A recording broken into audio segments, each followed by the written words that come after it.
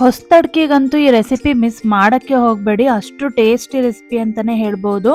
ನಾನಿವತ್ತು ನಿಮಗೆ ಕರಿ leaves chicken ಅಂದರೆ ಕರ್ಬೇವು ಚಿಕನ್ ಹೇಗೆ ಮಾಡೋದು ಅಂತ ತೋರಿಸ್ತಾ ಇದ್ದೀನಿ.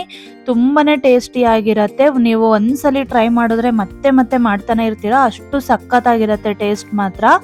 ತುಂಬಾ ಸಿಂಪಲ್ ಇಂಗ್ರೀಡಿಯೆಂಟ್ಸಿಂದ ಮಾಡುವಂಥ ರೆಸಿಪಿ ಅಂತಲೇ ಹೇಳ್ಬೋದು. ಹೇಗೆ ಮಾಡೋದು ಅಂತ ನೋಡ್ಕೊಂಬರೋಣ.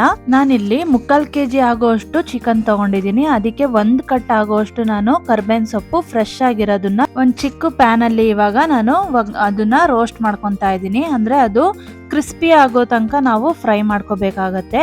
ನೋಡಿ, ನಾನು ಒಂದು ಫುಲ್ ಕಟ್ಟನ್ನು ನಾನಿಲ್ಲಿ ಸೇರಿಸಿದ್ದೀನಿ 3/4 kgಗೆ. ಅಂದರೆ ಇಲ್ಲಿ ಕರ್ಬೇವಿನ ಸೊಪ್ಪು ಚಿಕನ್ ಆಗಿರೋದ್ರಿಂದ ಕರ್ಬೇವಿನ ಸೊಪ್ಪು ಜಾಸ್ತಿ ಹಾಕಬೇಕಾಗತ್ತೆ. ಆ ಫ್ಲೇವರ್ ಅಂತೂ ತುಂಬಾ ಚೆನ್ನಾಗಿರುತ್ತೆ. ನೋಡಿ, ಇವಾಗ ಕ್ರಿಸ್ಪಿ ಆಗೋ ತನಕ ನಾನು ಹುರ್ಕೊಂಡಿದ್ದೀನಿ. ಅದು ಹಿಂಗೆ ಮುರಿದ್ರೆ ಪುಡಿ ಆಗಬೇಕು, ಅಲ್ಲಿವರೆಗೂ ನಾವು ಹುರ್ಕೋಬೇಕಾಗತ್ತೆ. ಹುರ್ಕೊಂಡು ಅದನ್ನು ತಣ್ಣಗಾಗೋಕ್ಕೆ ಎತ್ತಿಡಬೇಕು. ಇವಾಗ ಮತ್ತೆ ಅದೇ ಪ್ಯಾನಿಗೆನೆ ನಾವು ಮಸಾಲೆನ ಡ್ರೈ ರೋಸ್ಟ್ ಮಾಡ್ಕೋಬೇಕಾಗತ್ತೆ. ಡ್ರೈ ರೋಸ್ಟ್ ಮಸಾಲೆಗೆ ನಾನಿಲ್ಲಿ ಸಿಮ್ಮಲ್ಲೇ ಇಟ್ಟು ಮಾಡ್ಕೊಳ್ಳಿ, ಯಾಕಂದರೆ ಸೀದೋಗ್ಬಿಡತ್ತೆ. ನಾನಿಲ್ಲಿ 2 ಟೀ ಸ್ಪೂನ್ ಆಗೋಷ್ಟು ಧನಿಯಾ ಕಾಳನ್ನು ಸೇರಿಸ್ತಾ ಇದ್ದೀನಿ. ಜೊತೆಗೆ ಒಂದು ಅರ್ಧ ಟೀ ಸ್ಪೂನ್ ಆಗೋಷ್ಟು ಜೀರಿಗೆ, ಅದೇ ಸ್ಪೂನ್ ಅಳತೆಯಲ್ಲಿ ಅರ್ಧ ಸ್ಪೂನ್ ಆಗೋಷ್ಟು ನಾನು ಜೀರಿಗೆ ಹಾಕ್ಕೊಂಡಿದ್ದೀನಿ. ಹಾಗೆ ಕಾಳುಮೆಣಸು 1.5 ಸ್ಪೂನ್ ಆಗೋಷ್ಟು ತೊಗೊಂಡಿದ್ದೀನಿ. ಕಾಳುಮೆಣಸು ಕೂಡ ಜಾಸ್ತಿ ಇದ್ದರೆ ಇದಕ್ಕೆ ಫ್ಲೇವರ್ ಚೆನ್ನಾಗಿರುತ್ತೆ, ಅದಕ್ಕೋಸ್ಕರ. ಹಾಗೆ ಒಂದು 4ರಿಂದ 5 ಲವಂಗ ತೊಗೊಂಡಿದ್ದೀನಿ, ಅದನ್ನು ಸೇರಿಸಿದ್ದೀನಿ ಇವಾಗ. ಅದ್ರ ಜೊತೆಗೆ ಸೋಂಪು ಕೂಡ ಅರ್ಧ ಸ್ಪೂನ್ ಆಗೋಷ್ಟು, ಈಗ ಜೀರಿಗೆ ಎಷ್ಟು ಹಾಕೊಂಡಿರ್ತೀರೋ ಸೋಂಪು ಕೂಡ ಅಷ್ಟೇ ಹಾಕ್ಕೋಬೇಕು. ಇದು ಸ್ಟಾರ್ ಮೊಗ್ಗು, ಅದನ್ನು ಅಷ್ಟೇ ಒಂದು ಅರ್ಧ ಭಾಗ ಮೊಗ್ಗು ಹಾಕೊಂಡ್ರೆ ಸಾಕು. 1-2 ಏಲಕ್ಕಿ ಹಾಕೊಂಡಿದ್ದೀನಿ. ಹಾಗೆ ಒಂದು 5 ಗುಂಟೂರು ಮೆಣಸಿನ್ಕಾಯಿ ಹಾಕ್ಕೊಂಡಿದ್ದೀನಿ. ನಿಮಗೆ ಕಲ್ಲರಿಗೆ ಬೇಕು ಅಂದರೆ ಬ್ಯಾಡಗಿ ಮೆಣಸಿನ್ಕಾಯಿ ಕೂಡ ಸೇರಿಸ್ಬೋದು. ಹಾಗೆ 1-2 ಎಲೆ ಚಕ್ಕೆ ಹಾಕ್ಕೊಂಡಿದ್ದೀನಿ. ಇದೆಲ್ಲ ಡ್ರೈ ರೋಸ್ಟ್ ಮಾಡ್ಕೋಬೇಕಾಗತ್ತೆ. ಸಿಮ್ಮಲ್ಲೇ ಇಟ್ಟು ಮಾಡ್ಕೊಳ್ಳಿ, ಆವಾಗ ಆ ಘಮ ನಿಮಗೆ ಗೊತ್ತಾಗತ್ತೆ. ಈ ಸ್ಪೈಸಸ್ದು ಫ್ಲೇವರು ಚೆನ್ನಾಗಿ ಗಮ್ ಅಂತ ಹುರ್ಕೋಬೇಕಾಗತ್ತೆ. ಆ ಗಮ್ ಅಂತ ಹುರಿದಾಗ ಮಾತ್ರ ಅದು ಚೆನ್ನಾಗಿ ಬರುತ್ತೆ ಟೇಸ್ಟು. ಇವಾಗ ಸಿಮ್ಮಲ್ಲೇ ಹುರಿದು ಅದು ಕೆಂಪಗಾಗೋ ತನಕ ಹುರ್ಕೊಂಡಿದ್ದೀನಿ, ಸೀದಿಸ್ಬಾರ್ದು. ನೋಡಿ, ಇವಾಗ ಇದು ಆಗಿದೆ, ನಾನು ನಿಮಗೆ ತೋರಿಸ್ತಾ ಇದ್ದೀನಿ. ಇಷ್ಟಾದರೆ ಸಾಕು.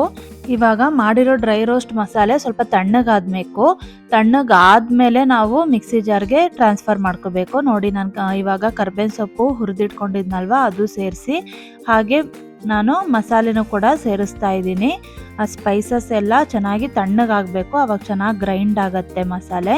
ಇವಾಗ ತರಿಯಾಗಿ ರುಬ್ಕೊಂಬರ್ಬೇಕು, ತುಂಬ ನುಣ್ಣಗೆ ಏನು ರುಬ್ಬೋದು ಬೇಡ. ನೋಡಿ, ಇಷ್ಟು ತರಿ ಇದ್ರೆ ಸಾಕು. ಇವಾಗ ಒಂದು ಪ್ಯಾನ್ಗೆ ಎಣ್ಣೆ ಹಾಕ್ಕೊತಾ ಇದ್ದೀನಿ. ಎಣ್ಣೆ ಒಂದು ಸ್ವಲ್ಪ ಬಿಸಿ ಆದಮೇಲೆ ಜಜ್ಜಿರೋ ಬೆಳ್ಳುಳ್ಳಿ, ಒಂದು 3ರಿಂದ 4 ಮೆಣಸಿನ್ಕಾಯಿ, ಹಸಿಮೆಣಸಿನ್ಕಾಯಿ, ಹಾಗೆ 1 ಈರುಳ್ಳಿ ಉದ್ದುದ್ದ ಹೆಚ್ಚಿ ಸೇರಿಸಿದ್ದೀನಿ. ಇದನ್ನು ಅಷ್ಟೇ ಚೆನ್ನಾಗಿ ಫ್ರೈ ಮಾಡ್ಕೋಬೇಕು.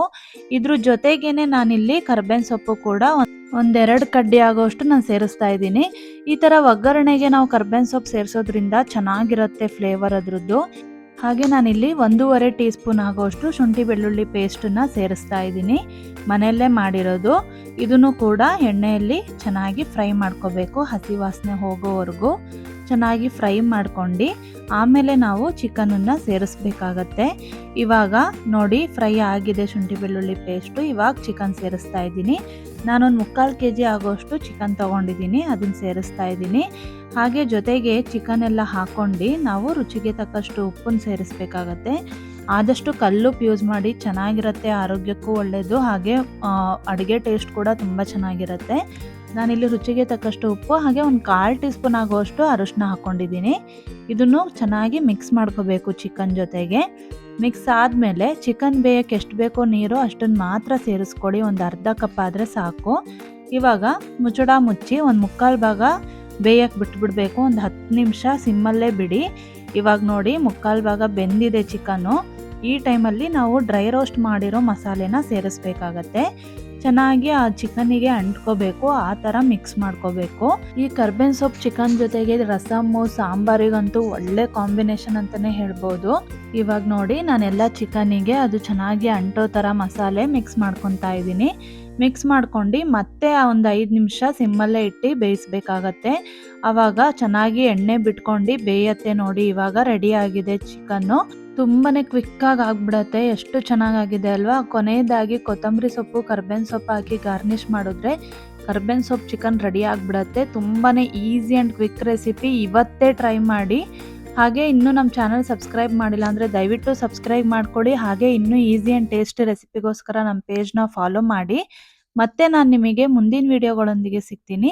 ಅಲ್ಲಿವರೆಗೂ ಎಲ್ರಿಗೂ ಧನ್ಯವಾದಗಳು.